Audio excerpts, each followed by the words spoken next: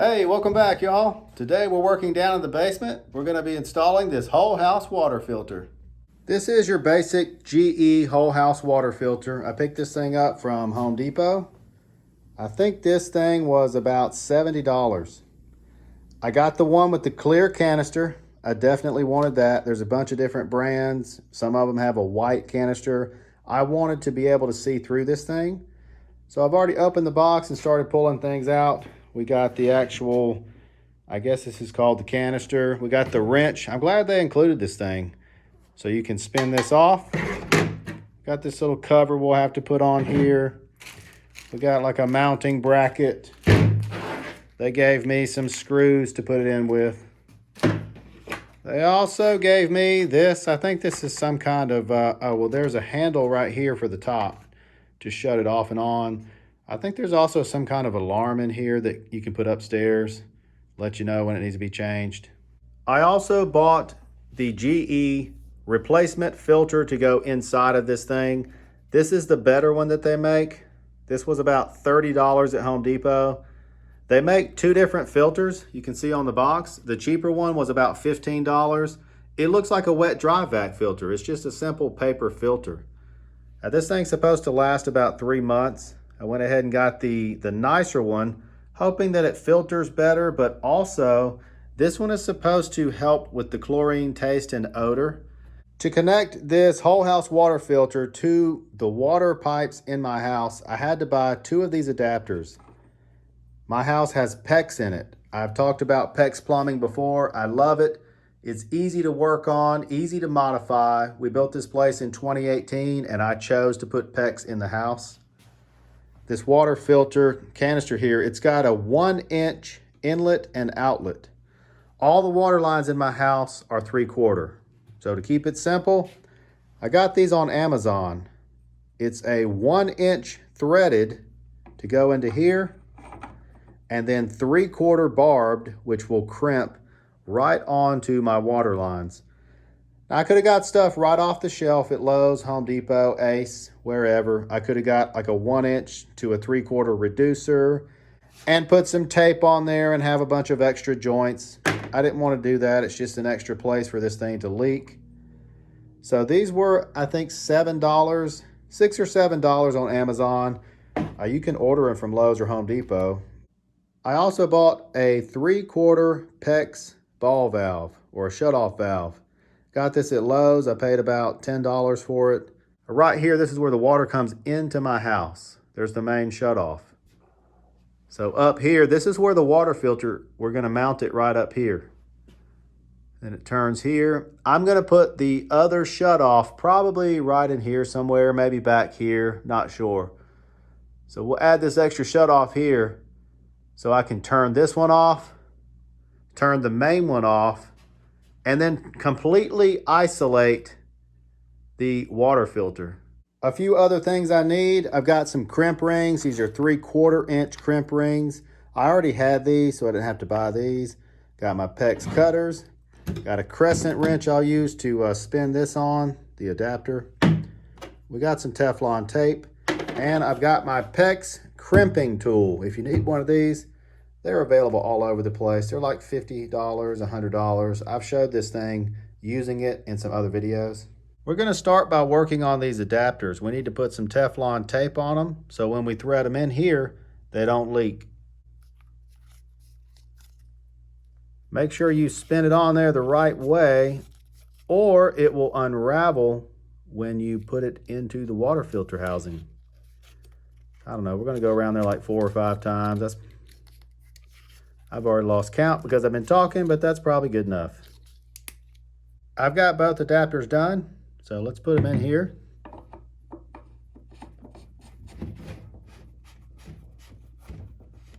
Get them hand tight.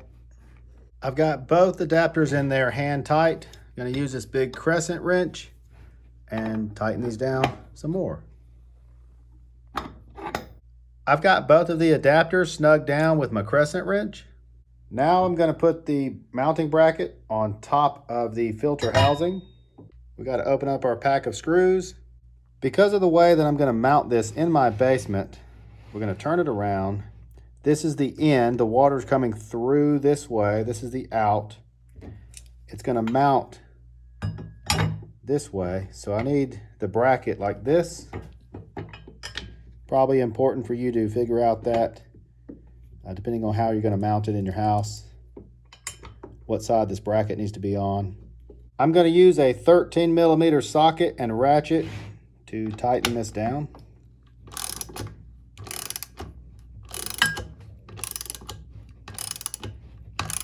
We finally got this bracket on there. That was a lot tougher than I thought. These big screws, trying to get them down into that plastic. The holes were drilled, but they weren't pre-threaded. I'll put this little cover on here. I guess that's what we're doing next anyway.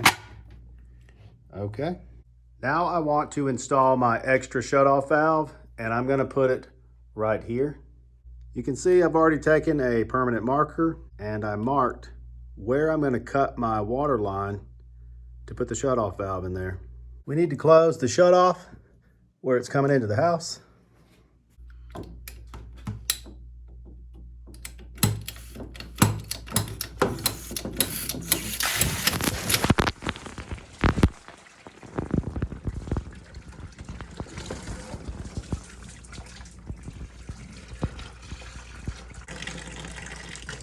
That's great.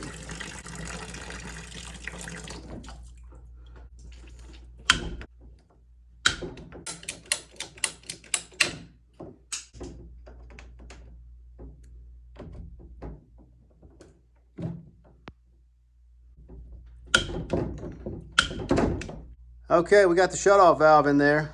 I am completely soaked. There's water everywhere. I had this little green tub down here to catch water. I mean, it was sitting up here on the ladder, but doesn't matter. Water going everywhere. I'm in the basement. You've got 2 floors of water lines full. So as soon as you cut this out, all that water from above you is just rushing out. When they built the house, they should have put shutoff valves all throughout the house so you can section off the house as you need to work on it. I want to mount this water filter right here. I don't have another 2x6, but I got a 2x4, so I cut me a couple blocks. Anyway, I'm going to go ahead and screw a couple blocks into here so I can mount that water filter to it. Just like I did with the shutoff valve, I held the canister up here. I've got 2 marks where I'm going to cut. I'm actually going to cut them a little bit long. And the reason I'm going to do that is because the water pipe is running straight along this truss, but it's going to have to actually come out a little bit in order to hit the filter. So I don't want to cut exactly on the mark, and then when I pull it out, kind of bow it out to put it into the filter, you know, it's a little bit too short. So I can always cut off a little more later if I need to. So I'm going to cut a little bit inside these lines. I also have to move this. So I'm going to take this off of here. We need to close the shutoff where it's coming into the house. We're going to close the new water shutoff that I put in here, the new ball valve. I'm still wet from like an hour ago when I cut the water line, but here we go again. Maybe this won't be as bad.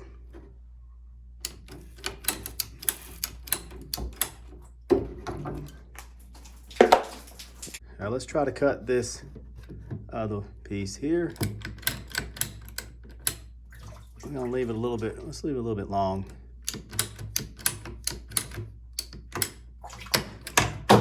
I held the canister up here and I marked the 4 holes. We got some pretty big screws that need to go in there, so I'm gonna pre-drill.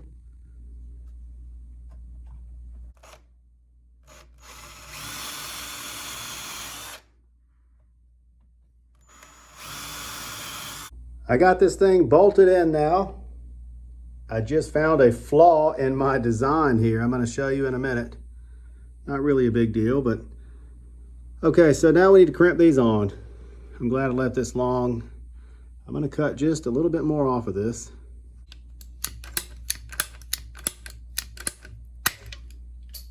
Got to put our crimp ring on here.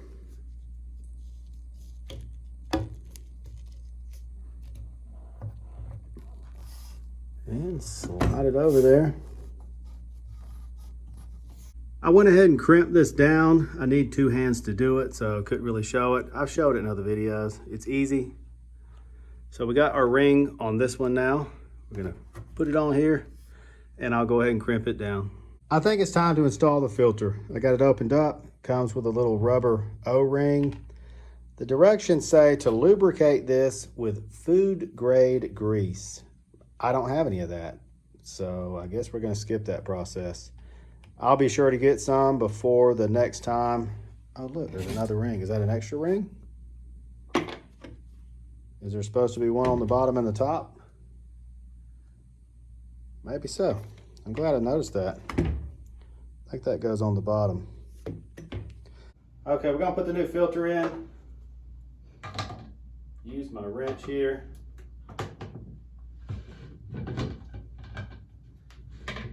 I don't know if this, well, this is probably plastic. I thought it was glass, but maybe it's plastic.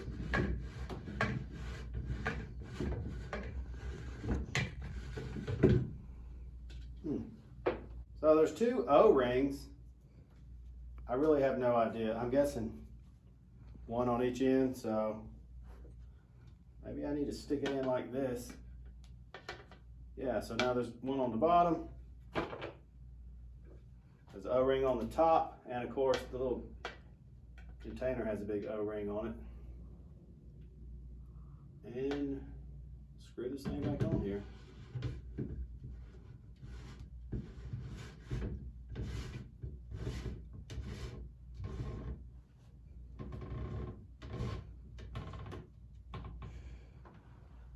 Yeah, okay, I'm gonna hand tighten it.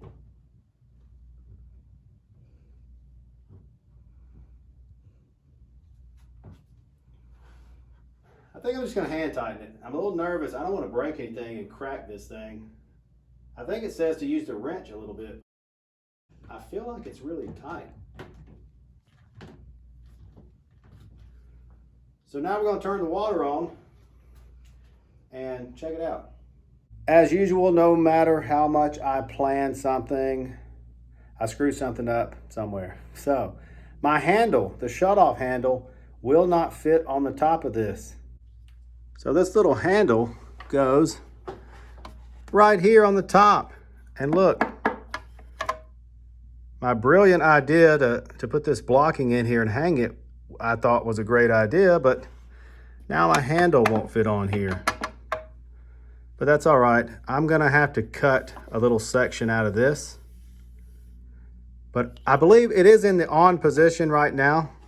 So I'm gonna go ahead and turn the water on and let's test this thing. First, we're gonna turn this one on, the new shut off. Ooh. That was all the water rushing down from the house. All right, pretty nervous. We're gonna turn on the main water valve here. Let's just ease her on there. Okay, it's filling up.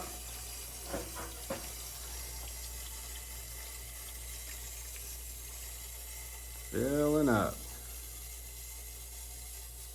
Wow, this filter just expanded all the way out as wide as this glass. Or I'm sure this is plastic. Let's turn this thing on. Wide open. It's been about an hour since I put this thing in here and it's not leaking. So I think we're good. I've got the handle on here now. Handle or on-off switch. Anyway, we had to notch this out. So now I can turn this thing. You know, right now it's on. You can turn it one way to turn off, turn it the other way. I think it's a bypass. The last thing we need to do, this is a little timer. I'm not gonna use this. They even give you some batteries to put in this. I guess you put it upstairs or wherever you are. It beeps and flashes when it's time to change the filter. I don't need this. There's a little slot right here. I'll leave that right there. I'm gonna write on the calendar every time I change this, and I'm gonna change it every 3 months unless I look at this and it looks nasty and dirty. According to the owner's manual, another reason you may need to change your filter is if you see reduced water pressure.